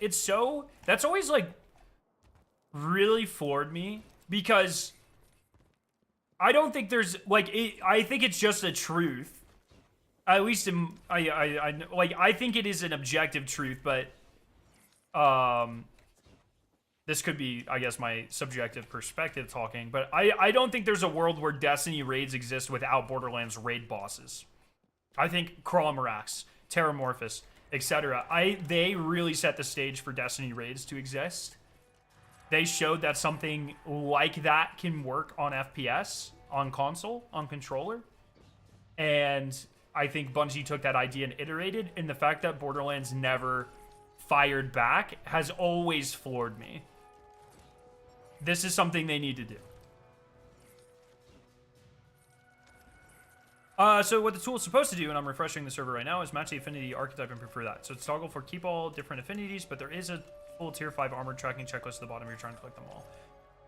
But it should recommend you keep the tuning that matches the archetype. Oh, I see. Now I understand. Love to hear about what you make your tier 5 decisions based on, though. For right now, I made a video on like my save your vault video. I kind of go into that a little bit. I have a number of factors, but for right now, because I'm not hurting for vault space, I really am keeping most stuff. Are they able to move a bit faster with this game because the studio heads were very busy with the movie? Dude. If true, that is the funniest shit ever, actually. That's so funny. Destiny 2 definitely needs competition. Yeah, I mean, Destiny has needed competition for a long time. You know, it's been nice having... I think Destiny has done very well for itself. I mean, clearly it's done very well for itself. And I'm so thankful for so much in the franchise and so much of the content that they've been able to deliver and play and unique experiences and et cetera, et cetera. Like don't get me twisted. I think Destiny is I mean, it's like my favorite franchise of all time, obviously. I think it's incredible. That being said, I do think Destiny has missed a lot of very blatant, easier opportunities. And I just like, the only thing I can think of that would ever push them to do that and really capitalize on that sort of stuff and innovate and really change stuff. And that's like the core problem with Destiny for over the last like 2 years, 3 years specifically, is like a lot of the game just feels very samey, and they're starting to like change that. Like I think Edge of Fate was definitely like try to make Destiny feel different, the DLC, and now like the way we interact with the grind is different, and what we are farming is different, and they're heading in that direction, and a lot of the aspects of the DLC and even like the raid like feels very different, and that's cool. It is, I think, later than it should have been, but I want Destiny to change.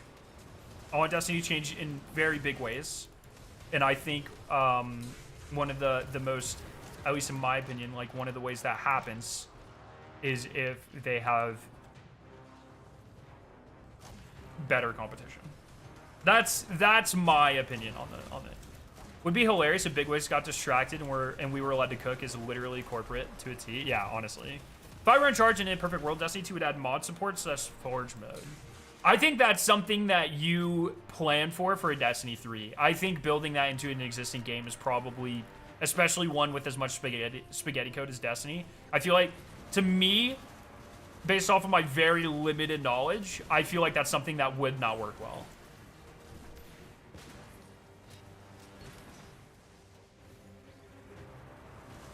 Yeah, I kind of feel that way too. If anything, Edge of Fate didn't feel puzzly enough, like they didn't go deep enough into what they were trying to do. Yeah, it felt like they were trying to... This is... So I compared Destiny post-Final Shape to Marvel, where post-Endgame, a lot of Marvel movies feel the same, and the things that I am really enjoying are the things that do something different, even if it's something that I maybe I wouldn't normally enjoy. But, you know, things like... Agatha, and, what was that called? What's it called? Agatha Harkness? Was that the name of the show? Witch's Road thing? That stuff. House of Harkness?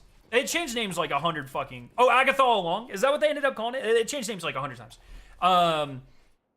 Whatever that shit was called.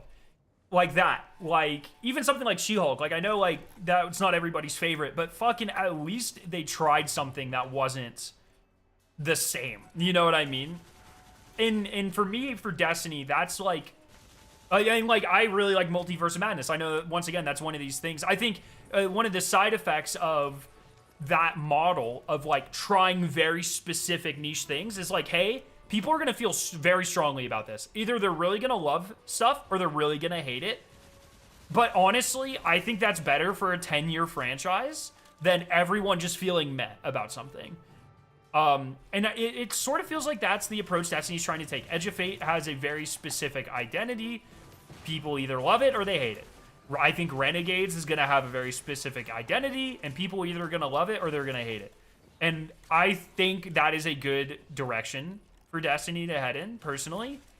But it needs to, like, go for it. Like, they're doing, like, a 7.5 out of 10 on going for it. I need them to do, like, a fucking 1. I think Desert Perpetual is a really good example of them doing a 10 out of 10. Like, yeah, we have this idea. People might not like it. I don't know what the fuck that accent was. People might not like it. We're just fucking sending it.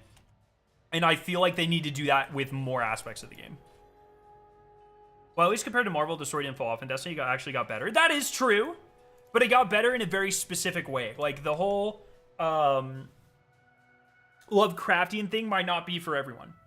You know what I mean? So, and the 9 might not be for everyone. But at least they leaned into it. The gameplay side of Edge of Fate, they didn't lean into it. And I think that is to the detriment of a lot of the systems.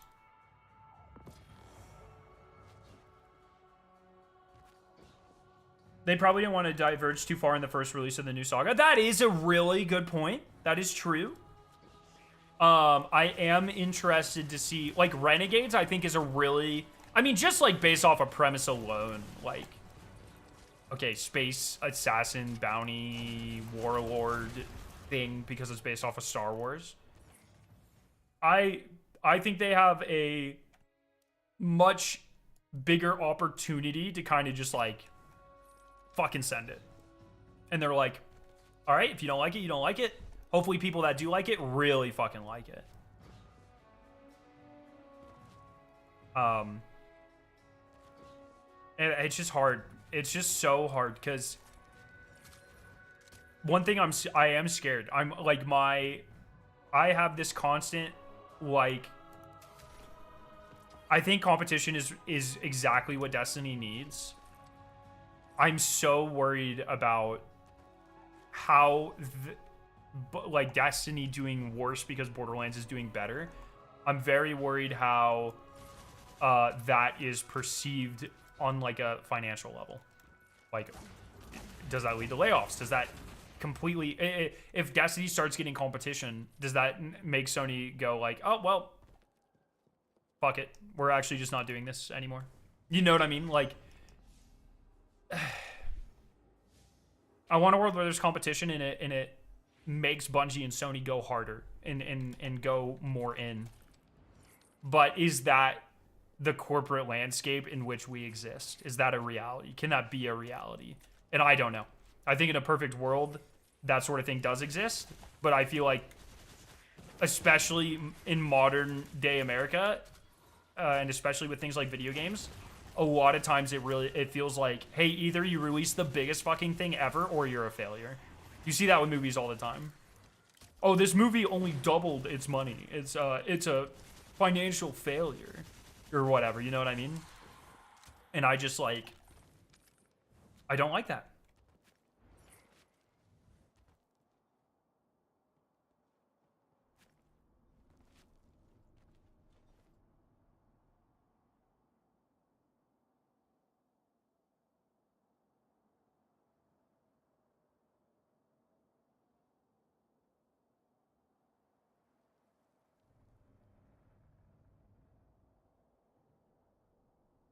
Sorry, I'm texting my dealership.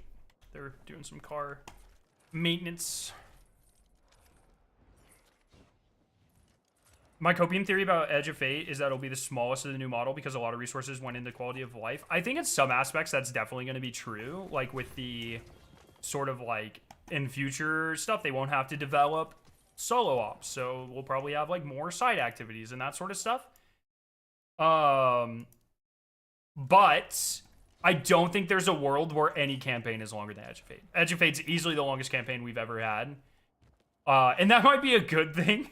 Like, hopefully Renegades is like 30% shorter, but I don't think we ever get like that much content. You know what I mean? If there's a destination in Renegades, I don't expect it to be as big as Kepler. Like, Kepler's fucking massive.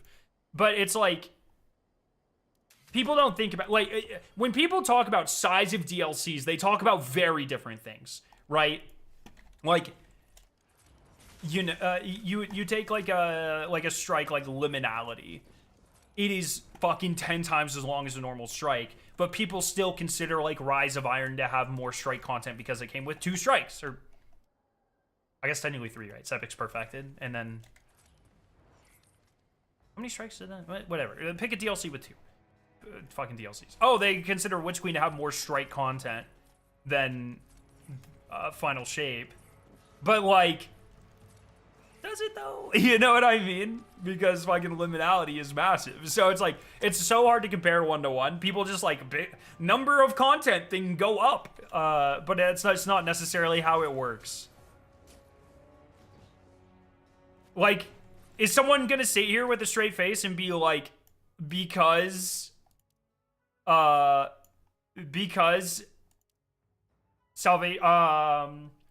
and Final Shape both had 1 raid, they had equal amounts of raid content? You know what I mean? Because I feel like that's something that, like, certain people in the Destiny community would say. But it's just not... That's just not, like... I don't think that's an honest argument, I guess. Is how I would say that.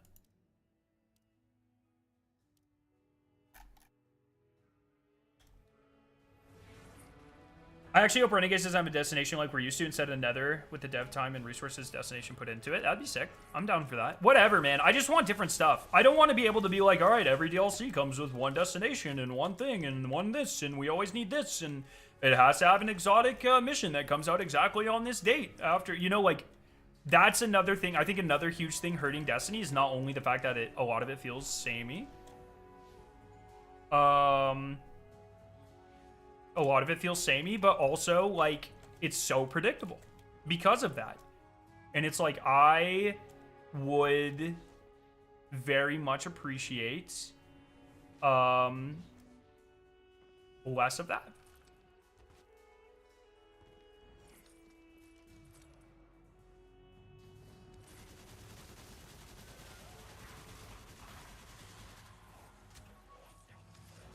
Yeah, I don't want to speak about like I don't.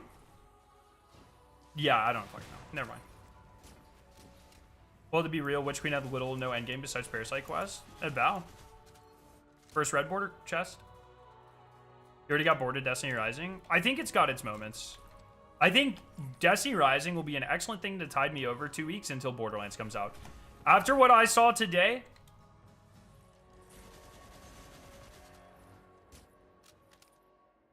Wait, what is Borderlands?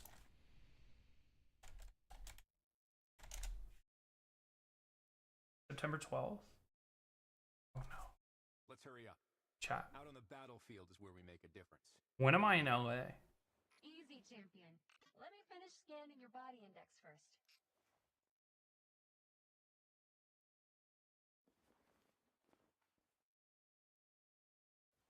Oh, I leave for LA on the 18th, bro. Oh, I'll have a week. I'll have a week. That's good. That's good. Okay.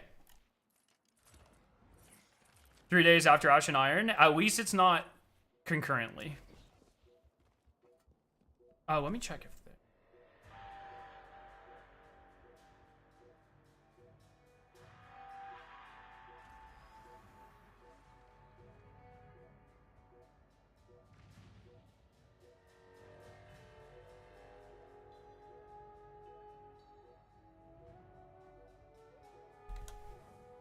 Honestly feel that 6-player raids hurt Destiny. It's the only activity requires 6. Everything else is 3. No. Nah, man. Raids are consistently one of the most... I mean, it is like the most played day outside of like expansion launch, almost always. Like a couple days after. It's always like the biggest free publicity for the game. I completely disagree with that take. I think if raids don't exist in Destiny, Destiny never becomes as like anywhere near as popular as it is. I think Bungie, yeah, if anything, I agree with Sky's take. Like, Bungie needs to change up the number of players and activities quite a bit on average. Like, that's why I like things like Dual Destiny. Like, they need to change. They don't need to make things more homogenous. They need to, like, fuck with us more.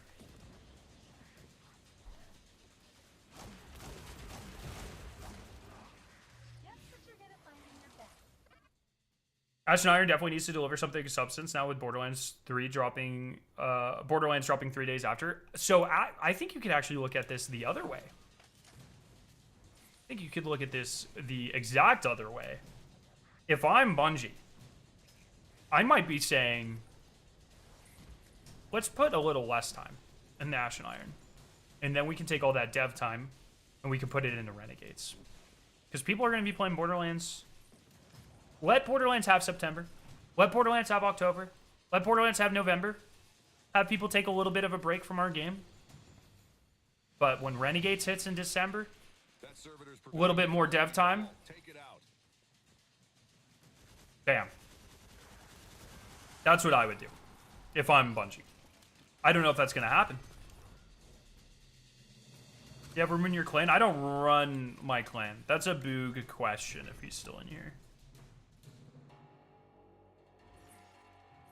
Bro, people will be choked if Ash and Iron flops. I don't think you can really talk about a free content updating, like, update flopping. Like, that's just not really how it works. We say this as if Ash and Iron isn't done cooking. No, I recognize that it is done cooking, but Bungie would have known the Borderlands release date for a fucking, like, half a year. You know what I mean? Like, it is not news to Bungie that Borderlands comes out. I think if they really, like, if Bungie wants to make a statement, it's not with Ash and Iron, it's with Renegades. And so it might be worth it to allocate dev time respectfully. Or with that in mind, I suppose. But I don't know, man. I don't fucking... That's also assuming that a build, like... I would be shocked if... Once again, like, I don't know how it works in the game dev industry. But I know at my job, if there is a launch of a product or a customer that we're working with and it's stuff isn't going exactly as planned or whatever, I know they move people temporarily off of projects and they push them all to one until we can get that fixed.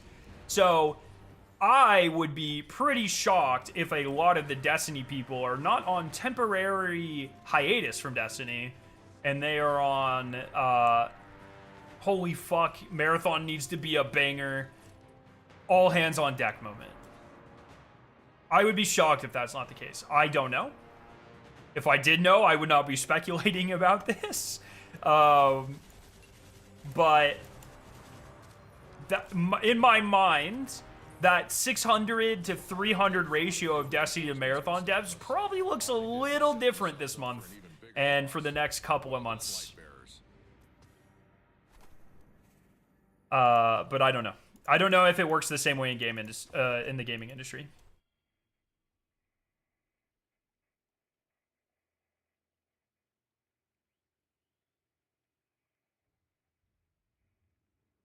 Yeah, I did see that, Cole. That wouldn't surprise me if they like reuse Mars from Destiny 2 or like build upon Mars from base Destiny 2.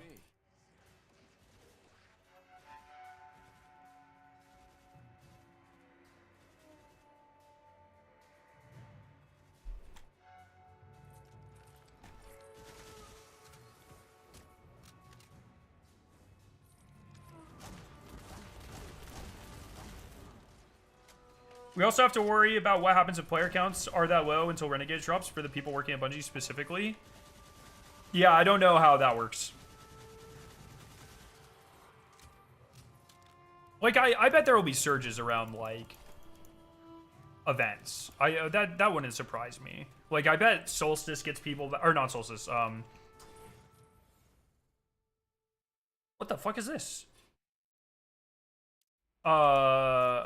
Festival will get people back in, heavy metal, maybe the first time banner, stuff like that. I mean, Ash and Iron's probably going to have some amount of player bump. I also have to imagine, I've talked about this a couple times, I don't, like, I really hope, I would be very surprised if Bungie, like, didn't go into this year knowing that their caps were going to be lower. Renegades will introduce new Destiny characters, innovative activities, and evolve mechanics designed to surprise and delight players. So it seems like it's going to be very different. I fucking hope so, man. I hope I can track your ass down in a fucking patrol zone. I've said this a billion times. I've been saying this since the day they revealed Renegades. If there's not a bounty hunter mode where I would just be so cool if there's not, like, imagine what, you're walking around a patrol zone.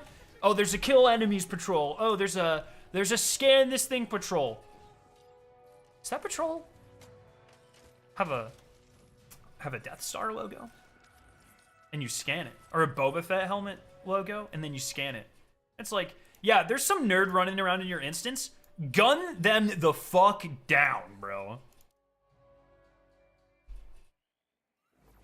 Surprised they grabbed Marathon devs to make shifting gates into Destiny 2.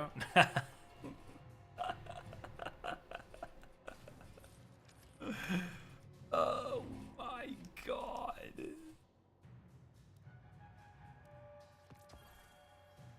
Dude, I want fucking shifting gates in Destiny so bad. It's so good, man. My hope for Renegades is what you're saying, also a major overhaul to the clan system. I kind of doubt that, man. I don't know. Maybe. I don't know when a better time for a revamped clan system is, but I just think they have so many more things that they're focusing on.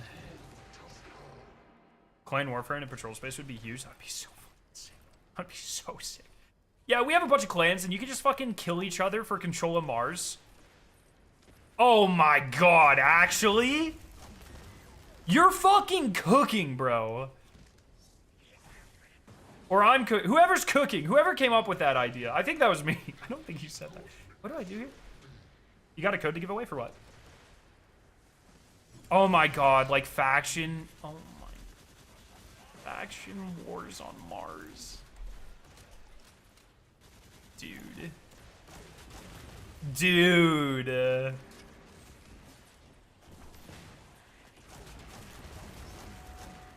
The marketing's very weird though. The stream description for the Year of Prophecy: uncover powerful new weapons and armor, master new abilities, and challenge yourself and your fight team across 2 destinations in an all-new raid and dungeon. Oh. You know, marketing stuff. Bruh.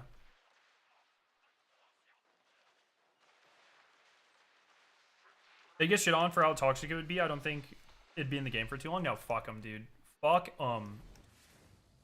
I am so sick of Bungie being bullied out of doing innovative and interesting things in the game.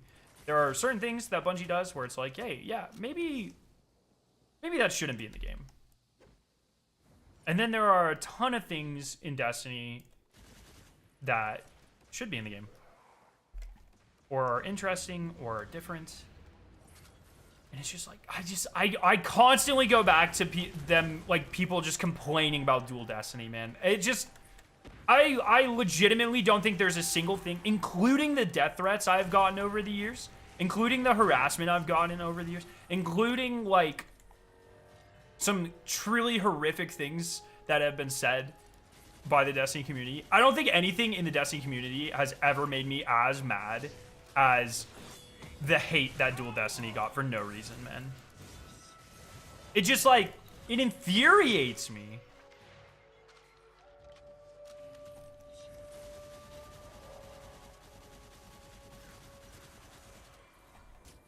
Dual Destiny deserves so much better. And if Bungie got bullied out of doing something like that in the future, something innovative and different because of fucking casuals, dude, that don't know how to LFG.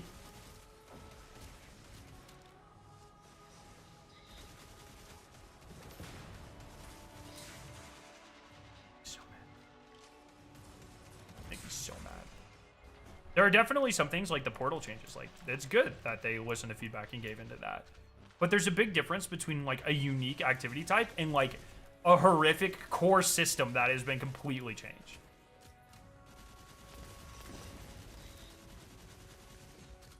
So, I don't know. Whatever. I'm looking forward to Borderlands 4. It looks very good. I hope it's as good as it seems. The fuck is this?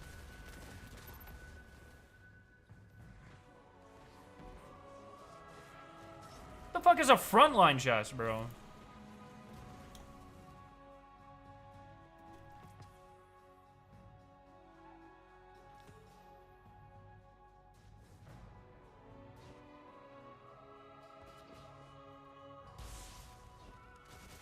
Oh, am I literally doing a frontline right now? That would be like 40 plus to use it? Oh.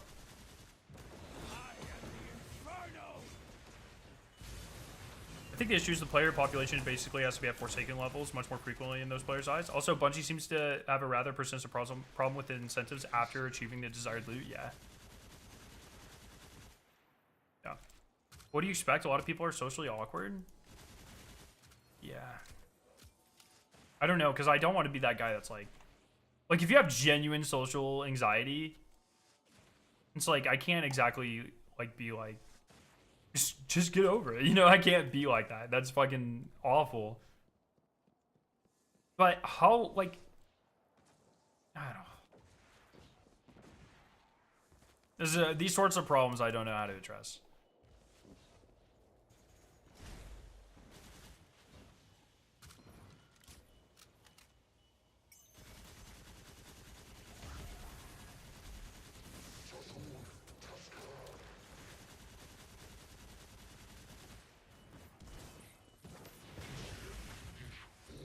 Also, really weird thing. I logged on this morning. I'm on USA servers.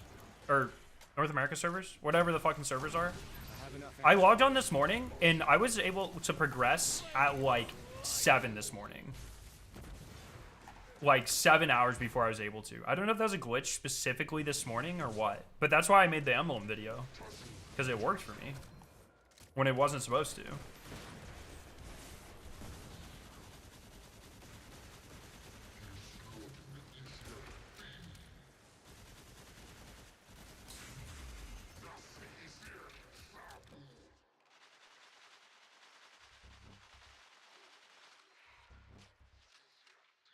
Resets at like 4 a.m. or something? Oh, it's not when the game launched? Bruh.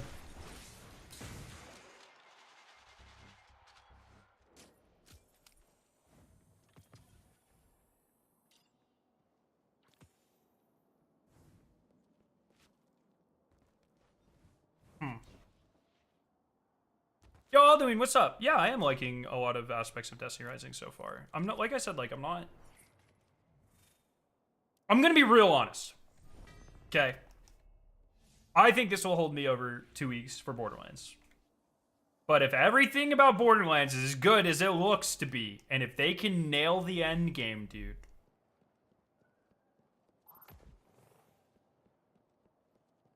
I think I'm gonna be playing a lot of Borderlands. Now, it needs to hit. But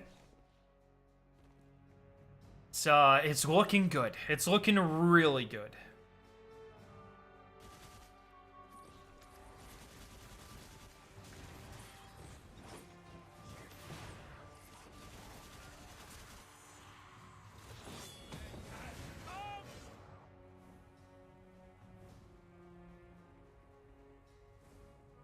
AM PST. Oh, 7 Eastern. Okay.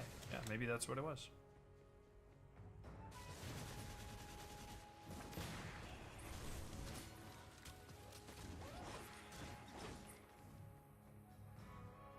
These track requests are so like fucking.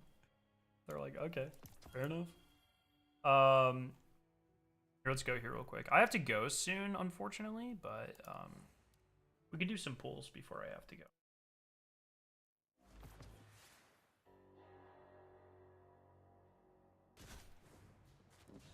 My biggest worry as a dev is that it takes forever for Bungie to complete number changes. They are way too slow with how they are, especially them buffing a drop from like 1 to 2. Sometimes it's weird. They go back and forth. Sometimes they just like, they're so fast and sometimes they're not. I just don't. I'm so curious what affects like how quickly some things are addressed. Tomorrow we'll probably do a longer stream because I want to catch up and then I really want to like start diving into triumphs. I'm going to start like grinding a lot of this shit. What am I doing? Oh, let's do some pulls. Do I have stuff to do pulls for? God, there are too many fucking menus. Have I talked about how there's way too fucking many menus? Oh. Okay, I have 10 Gwyn pulls, so. Let's see what we get.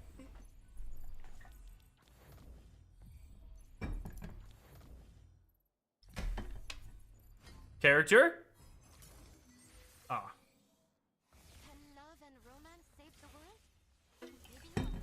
I like Atoll a lot.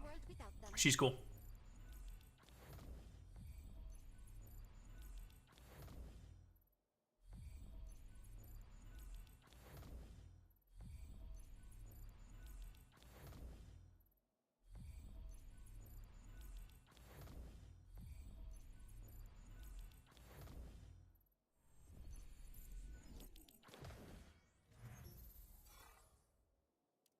Can I do 10 more? No. Well, I can do more because I've got a lot of Lumia leaf.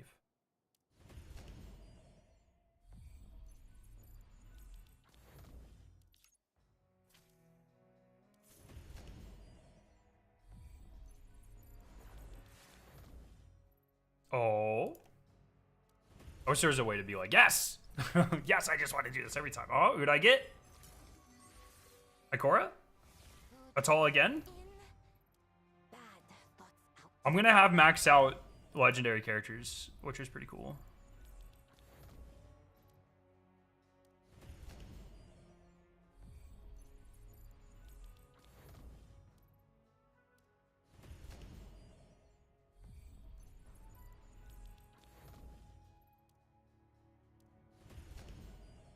Decal bundles, I think, are like ghost projections. Do one more pull.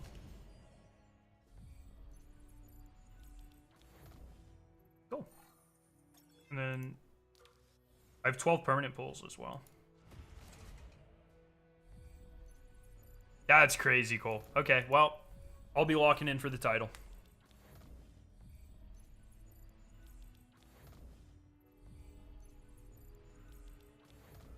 I don't like when I see exotic color stuff and then it's just a fucking bright pigment or whatever. Atoll? Ikora? Okay. Kabir?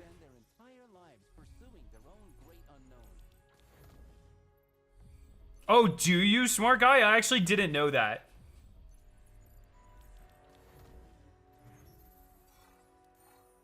So I have 4 more pulls.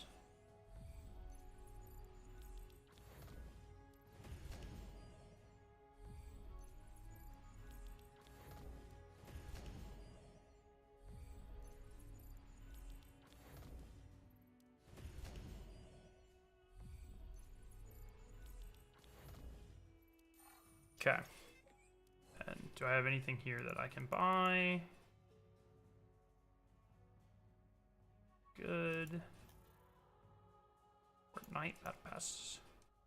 Okay. Okay. Well, unfortunately, I've got to call it. I mean, yeah, less than 2 hours. That's a little unfortunate. But tomorrow we'll probably have a longer stream, catching up with everything I missed today. And then going from there and trying to get... Maybe we can get our first title tomorrow. Surely we can. I think in the beta I got some of that stuff.